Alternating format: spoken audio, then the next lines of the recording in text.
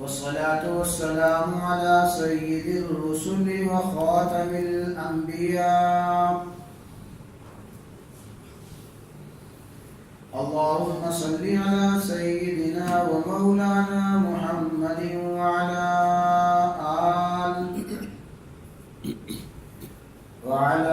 آل سيدنا ومولانا محمد وبارك وسلم وصل عليه.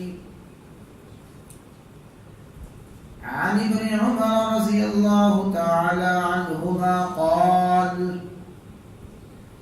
قال النبي صلى الله تعالى عليه وسلم يوم الأحزاب: لا يصلين أحد العصر إلا في بني قريظة، فأدرك بعضهم العصر في الطريق، فقال بعضهم لا نصلي حتى نأتيها، وقال بعضهم بل نصلي لم يرد منا ذلك، فذكر ذلك للنبي صلى الله تعالى عليه وسلم فلم يعنف واحدا منهم.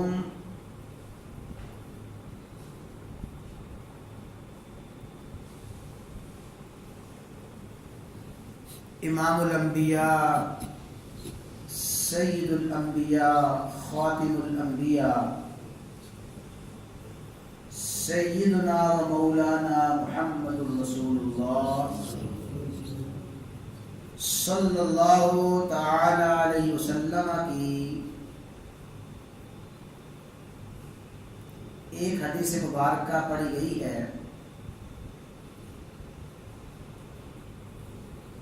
حضرت سیدنا امام بخاری رحمہ اللہ تعالی نے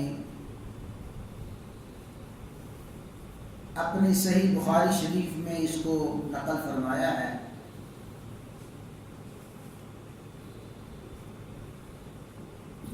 سب سے پہلے تو اس حدیث مبارکہ کا مختصر سا مفہوم، الفاظ کا ترجمہ عرض کرنا ہے. پھر اس ایک حدیث سے اہل علم نے جو بہت سے مسائل اخذ کیے ہیں وہ چند مسائل عرض کیے جائیں گے.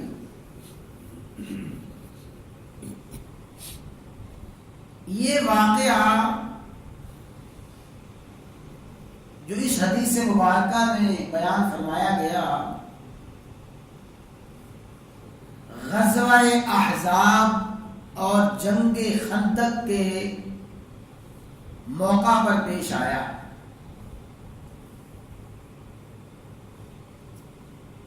آپ احباب جانتے ہیں کہ غزوہ احزاب میں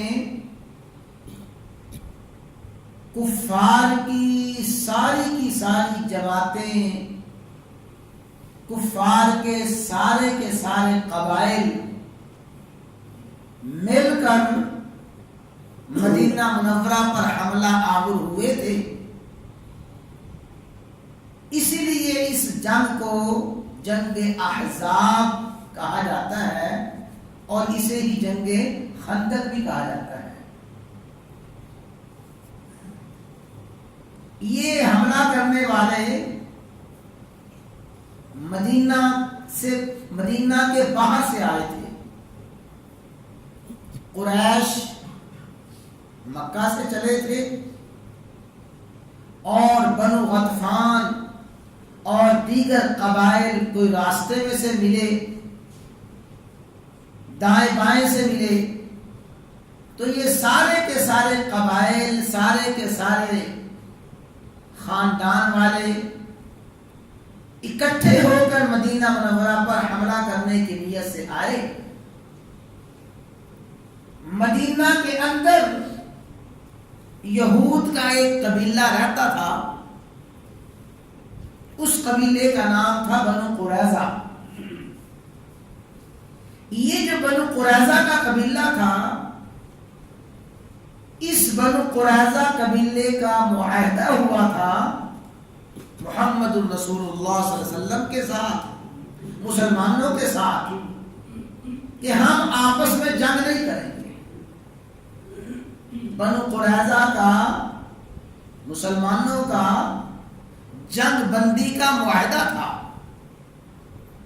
اور اس معاہدہ میں ایک شرط یہ بھی تھی کہ اگر کوئی مدینہ کے باہر سے آ کے بنو قریظہ یہودی قبیلے پر حملہ کرے گا تو مسلمان بنو قریظہ کا ساتھ دیں گے، اور اگر کوئی دشمن مسلمانوں پہ حملہ آور ہوگا تو بنو قریظہ یہودی قبیلہ مسلمانوں کا ساتھ دیں گے۔ اور بھی مختلف اس معاہدے کی شرطیں تھیں، لیکن اہم شرط یہ تھی کہ بنو قریظہ مسلمان آپس میں ایک دوسرے کے ساتھ نہیں لڑیں گے۔ جو بنو قریظہ کا دشمن ہوگا مسلمانوں کا دشمن ہوگا، جو مسلمانوں کا دشمن ہوگا بنو قریظہ کا دشمن ہوگا۔ تو جب یہ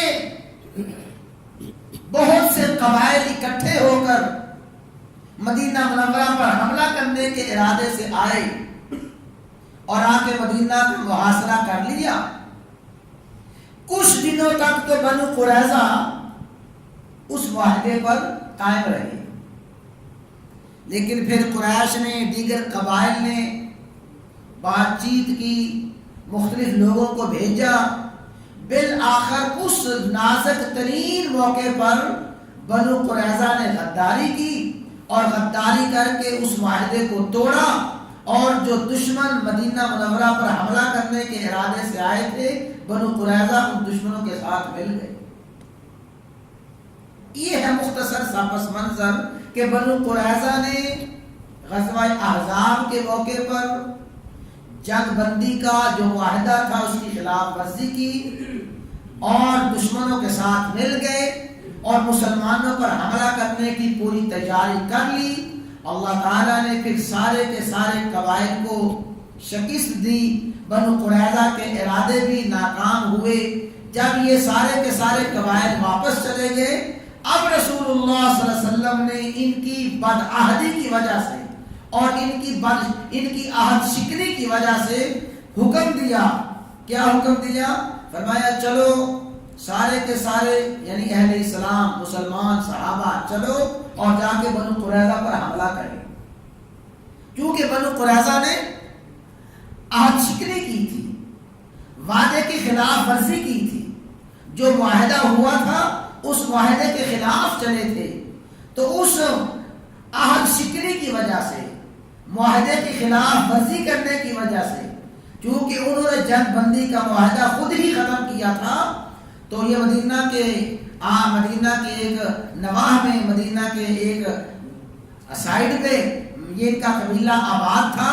تو فرمایا رسول اللہ صلی اللہ علیہ وسلم نے صحابہ سے کہ چلو یہیں سے، یعنی جو خندق کے آس پاس صحابہ کرام تھے، فرمایا یہیں سے چلو جا کے بنو قریظہ پہ حملہ کریں۔ یہ الفاظ ہیں۔ فرمایا رسول اللہ صلی اللہ علیہ وسلم نے یوم الاحزاب، غزوہ احزاب کے دن، لا یصلین احد العصر الا فی بنو قریظہ، تم میں سے کوئی شخص بھی عصر کی نماز نہ پڑھے، ہاں بنو قریظہ میں جا کے پڑھے۔ آپ نے اس لشکر کو روانہ فرمایا، صحابہ کرام کو حکم دیا کہ جاؤ جا کے بنو قریظہ پہ حملہ کرو، اور کوئی بھی شخص عصر کی نماز راستے میں نہ پڑھے الا فی بنو قریظہ، بنو قریظہ کے محلے میں جا کے عصر کی نماز پڑھنا۔ ذرا الفاظ پہ غور رکھیں، لا یصلین، اس کا لفظی معنی یہ ہے کوئی بھی ہرگز نماز نہ پڑھے، احد، تم میں سے کوئی شخص ہرگز عصر کی نماز نہ پڑھے، مگر کہاں جا کے پڑھے؟ بنو قریظہ کے محلہ میں۔ آپ نے یہ لشکر روانہ فرمایا۔ فَأَدْرَكَ بَعْضُهُمُ الْعَصْرَ فِي الطَّرِيقِ، صحابہ کرام روانہ ہوئے، چلے جا رہے ہیں، جاتے جاتے راستے ہی میں نماز عصر کا وقت آ گیا. جب نماز عصر کا وقت آیا رسول اللہ صلی اللہ علیہ وسلم نے تو تاکیداً حکم دیا تھا کہ عصر کی نماز بنو قریظہ ہی میں جا کے پڑھنی ہے. یہاں صورتحال یہ پیش آئی کہ عصر کی نماز کا وقت راستے میں آ گیا, ابھی منزل مقصود پہ پہنچے نہیں, بنو قریظہ کے محلے میں پہنچے نہیں, عصر کا وقت آ گیا. فقال بعضهم, بعض صحابہ فرمانے لگے, لا نصلی حتی نأتیہا, ہم تو عصر کی نماز نہیں پڑھیں گے یہاں تک کہ وہاں پہنچ جائیں. کہاں پہنچ جائیں گے؟ بنو قریظہ کے محلے میں. ہم یہاں راستے میں عصر کی نماز نہیں پڑھیں گے, ہم تو عصر کی نماز وہیں جا کے پڑھیں گے. وقال بعضهم, بعض صحابہ کرام فرمانے لگے, بل نصلی, بلکہ ہم تو نماز پڑھیں گے.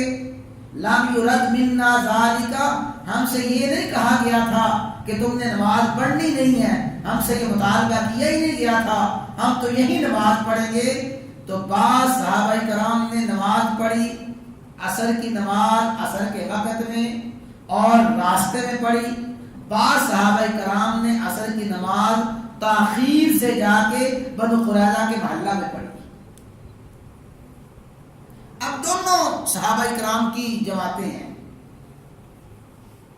ایک جماعت کا کہنا یہ تھا کہ رسول اللہ صلی اللہ علیہ وسلم نے ہمیں تاکیداً فرمایا تھا, لا یصلین احد العصر الا فی بنی قریظہ, تم میں سے کوئی شخص بھی ہرگز عصر کی نماز نہ پڑھے مگر بنو قریظہ میں جا کے پڑھے.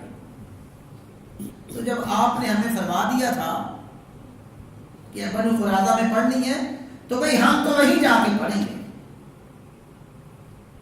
بعض صحابہ کرام یعنی دوسری جماعت, دو جماعتیں ہو گئی, دوسری جماعت وہ فرمانے لگے رسول اللہ صلی اللہ علیہ وسلم کے فرمانے کا مقصد یہ تھا کہ تم اتنی جلدی چلو, اتنی جلدی سفر کرو اور اتنی جلدی راستہ طے کرو کہ تمہیں عصر کا وقت بنو قریظہ میں جا کے آئے. یہ نہیں فرمایا گیا تھا کہ نماز نہ پڑھنا, نماز پڑھنا لیکن اتنی جلدی پہنچو کہ بنو قریظہ کے محلے میں جا کے عصر کا وقت آ جائے, وہیں پہ جا کے عصر پڑھنا. تو لہذا ہم وہاں پہنچ نہیں سکے, راستے ہی میں نماز عصر کا وقت آ گیا ہے, ہم تو یہاں نماز پڑھیں گے. تو ایک جماعت نے نماز پڑھی, نماز عصر اسی وقت میں نماز پڑھی, راستے میں پڑھی, اور ایک جماعت نے جا کے بنو قریظہ کے محلہ میں نماز پڑھی. فذکر ذلک للنبی صلی اللہ علیہ وسلم, نبی کریم صلی اللہ علیہ وسلم سے یہ واقعہ عرض کیا گیا, آپ کو آ کے صورتحال بتائی گئی کہ یا رسول اللہ صلی اللہ علیہ وسلم ایسے ہوا تھا. فلم یعنف واحدا منہم, رسول اللہ صلی اللہ علیہ وسلم نے ان میں سے کسی کو بھی لم یعنف ڈانٹ ڈپٹ نہیں فرمائی, رسول اللہ صلی اللہ علیہ وسلم نے کسی کو بھی ملامت نہیں فرمائی, بلکہ ایک حدیث میں یوں الفاظ ہیں, فرمایا کلاکما علی الخیر, تم دونوں کے دونوں خیر پہ ہو. کسی کو بھی آپ نے ملامت نہیں فرمائی. حضرات گرامی, یہ تو ایک حدیث مبارکہ ہے. اس حدیث مبارکہ سے جو مسائل اخذ کیے گئے ہیں اور جو انشاءاللہ العزیز ایک درس کا عنوان طے کیا گیا ہے, 3-4 دروس ہوں گے کہ رسول اللہ صلی اللہ علیہ وسلم کی احادیث پر عمل کرنے کا مطلب کیا ہے. کیا رسول اللہ صلی اللہ علیہ وسلم نے جو الفاظ فرمائے ہر حال میں ان ظاہری الفاظ پہ عمل کیا جائے گا, یا یہ سمجھا جائے گا کہ ان الفاظ کا مفہوم کیا ہے. رسول اللہ صلی اللہ علیہ وسلم کے ارشاد فرمانے کا مطلب کیا ہے, ان الفاظ کے مطلب پہ عمل کیا جائے گا یا صرف ظاہر کو دیکھا جائے گا. بعض مرتبہ ایسے ہوتا ہے رسول اللہ صلی اللہ علیہ وسلم کچھ فرما رہے ہیں, لیکن آپ کے ظاہری الفاظ کچھ ہوتے ہیں، ان الفاظ سے جو مطلب نکالنا جاتا ہے وہ کچھ اور ہوتا ہے. تو احادیث پر عمل کرنے کا مطلب کیا ہے، اور معاذ اللہ احادیث کی مخالفت کرنے کا کیا مطلب ہے، اسی کو انشاءاللہ عزیز عرض کیا جائے گا. میں ایک مثال عرض کرتا ہوں. عام طور پہ ہمارے ہاں بھی ایسے ہوتا ہے، ہم اپنے محاورات میں اپنی گفتگو میں الفاظ بولتے ہیں، لیکن وہ الفاظ اور ہوتے ہیں اور ان الفاظ کا مفہوم کچھ اور ہوتا ہے. بڑی عام سی مثال ہے. ہمیں پتا ہے بچہ، ہمارا بیٹا ٹھنڈا پانی پیے اس کا گلا خراب ہو جاتا ہے. ٹھنڈا پانی پیے گلا خراب ہو جاتا ہے. ہم نے دیکھا کہ بچے کے ہاتھ میں ٹھنڈے پانی کا گلاس ہے اور وہ پانی پی رہا ہے. ہم کہتے ہیں اور ٹھنڈا پانی پیو، اور ٹھنڈا پانی پیو. تو کیا مطلب ہوتا ہے؟ نہ پیو. بظاہر تو ہے کہ ٹھنڈا اور ٹھنڈا پانی پیو، اور ٹھنڈا پانی پیو. الفاظ کچھ ہیں اور مفہوم کچھ ہے. بچہ دوائی استعمال کرتا نہیں ہے، دوائی کھائی نہیں ہے، دوائی استعمال نہ کرنے کی وجہ سے تکلیف بڑھ گئی. ہم کہتے ہیں ہاں دوائی نہ کھاؤ، نہ دوائی کھاؤ. اب دوائی نہ کھاؤ اس کا مطلب کچھ اور ہے اور الفاظ کچھ اور. تو میرے بھائیوں، ایک ہیں رسول اللہ صلی اللہ علیہ وسلم کے الفاظ اور ایک ہے رسول اللہ صلی اللہ علیہ وسلم کے الفاظ کا مفہوم اور منشا. ایک ہے رسول اللہ صلی اللہ علیہ وسلم کے الفاظ اور ایک ہے رسول اللہ صلی اللہ علیہ وسلم کا مزاج. تو کیا رسول اللہ صلی اللہ علیہ وسلم کے ظاہری الفاظ کی مخالفت کرنا معاذ اللہ احادیث کی مخالفت ہے؟ باپ کہتا ہے ہاں دوائی نہ کھاؤ، بیٹا فوری گیا، اس نے جا کے چمچ لیا اور سیرپ پی لیا. تو اب باپ کے ظاہری الفاظ کی مخالفت کر رہا ہے، لیکن حقیقت میں باپ کے الفاظ پر پورا عمل کر رہا ہے. اس نے ٹھنڈے پانی کا گلاس چھوڑ دیا اور ٹھنڈا پانی وہیں رکھ دیا، حالانکہ باپ نے کہا تھا ٹھنڈا پانی اور پیو، اور ٹھنڈا پانی پیو. اس نے ٹھنڈا پانی کا گلاس وہیں پہ رکھا. بظاہر الفاظ کے خلاف ہے، باپ کے حکم کے خلاف ہے، ظاہراً حکم کے خلاف ہے، لیکن حقیقتاً اس حکم پر پورا عمل کر رہے ہیں. تو اس بات کو انشاءاللہ اگر ہم سمجھ جائیں گے تو بہت سی احادیث خود بخود حل ہو جائیں گی. ہمارے ذہنوں میں جو اشکالات آتے ہیں وہ خود بخود حل ہو جائیں گے. اب یہاں پہ دیکھیں کہ رسول اللہ صلی اللہ علیہ وسلم کے ظاہری الفاظ کیا ہیں. لا یصلین احد العصر الا فی بنی قریظہ، تم میں سے کوئی شخص بھی ہرگز عصر کی نماز نہ پڑھے مگر بنو قریظہ ہی میں جا کے پڑھے.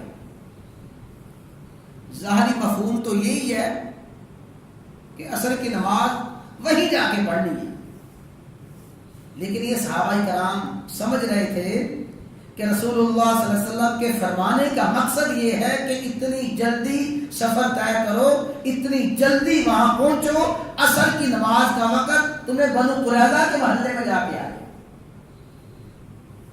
اب ایک جماعت نے ظاہری الفاظ کو دیکھا اور ایک جماعت نے ظاہری الفاظ کی بجائے رسول اللہ صلی اللہ علیہ وسلم کے منشا کو دیکھا، آپ کے مزاج کو سمجھا.